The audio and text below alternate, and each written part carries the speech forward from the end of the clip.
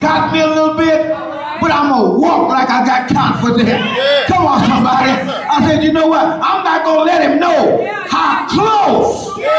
Come on, somebody. I'm not going to let him know. I'm not going to let him know how hard he hit me. I'm not going to let him know how much the blows feel. I'm going to walk with him. Have you ever had a pain and you didn't want folk to know you was in pain?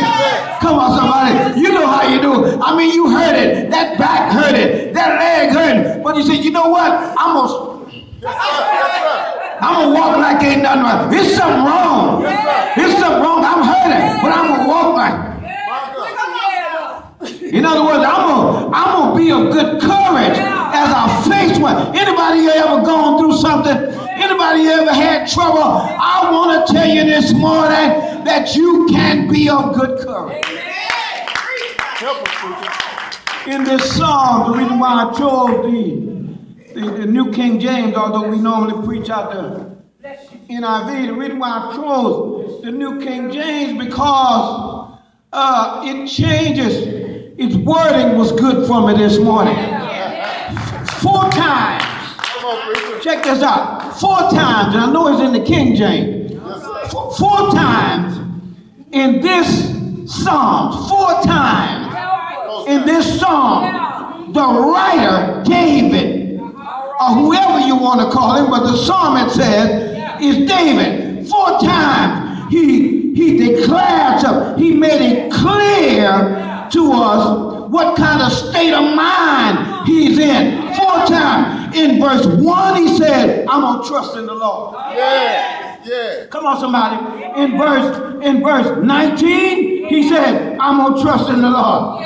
Come on, somebody. In verse 6, he said, trust in the Lord. In verse 14, trust in the Lord.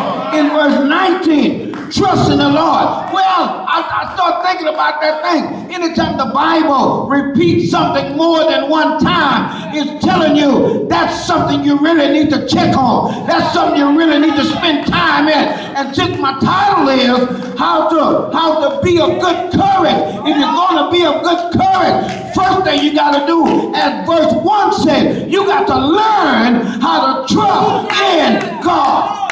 Come on, preacher. Are you ready, man?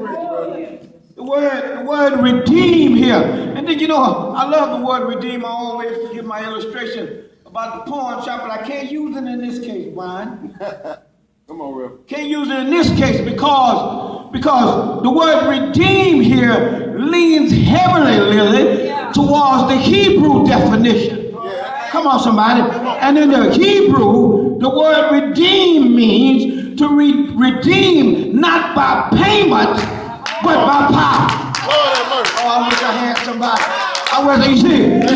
You see, in the New Testament, God did it by power. And in the Old Testament, he did it by power. In the New Testament, he did it by payment. I wish I had somebody.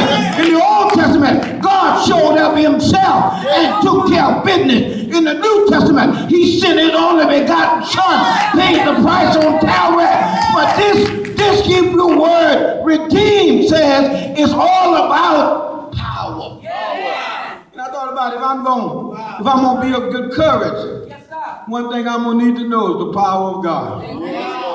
I'm telling you, if you're gonna make it in this life, you gotta be connected to God's power. Are you with me? Can I show you 1 or 2 things and then shut it down and close?